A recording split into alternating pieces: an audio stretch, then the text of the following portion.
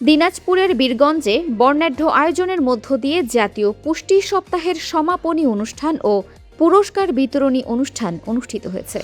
রবিবার সকাল 11টায় বীরগঞ্জ উপজেলার স্বাস্থ্য কমপ্লেক্স হল রুমে এই অনুষ্ঠানের আয়োজন করা হয়। অনুষ্ঠানে প্রধান অতিথি হিসেবে উপস্থিত ছিলেন দিনাজপুর 1 আসনের সংসদ সদস্য মোহাম্মদ মনজুরুল ইসলাম, বীরগঞ্জ উপজেলার স্বাস্থ্য ও পরিবার পরিকল্পনা কর্মকর্তা ডাক্তার আফরোজা সুলতানার সভাপতিত্বে আয়োজিত অনুষ্ঠানে জাতীয় পুষ্টি সপ্তাহ উপলক্ষে আয়োজিত চিত্রাঙ্কন ও রচনা প্রতিযোগিতায় বিজয়ী শিক্ষার্থীদের মাঝে পুরস্কার বিতরণ করা হয়।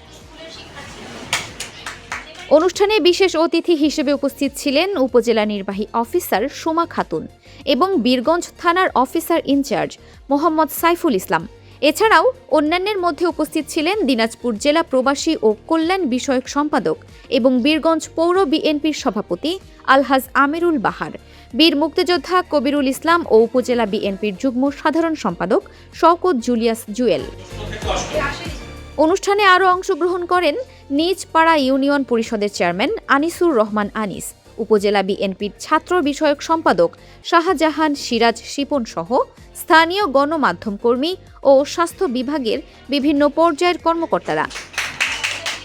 সমাপনী এই আয়োজনের মধ্য দিয়ে সাধারণ মানুষের মাঝে পুষ্টি বিষয়ক সচেতনতা আরও বৃদ্ধি পাবে বলে আশা প্রকাশ করেন বক্তারা।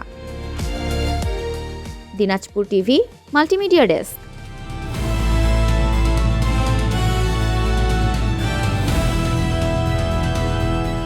দিনাজপুর টিভি মানুষের জীবনের কথা বলে।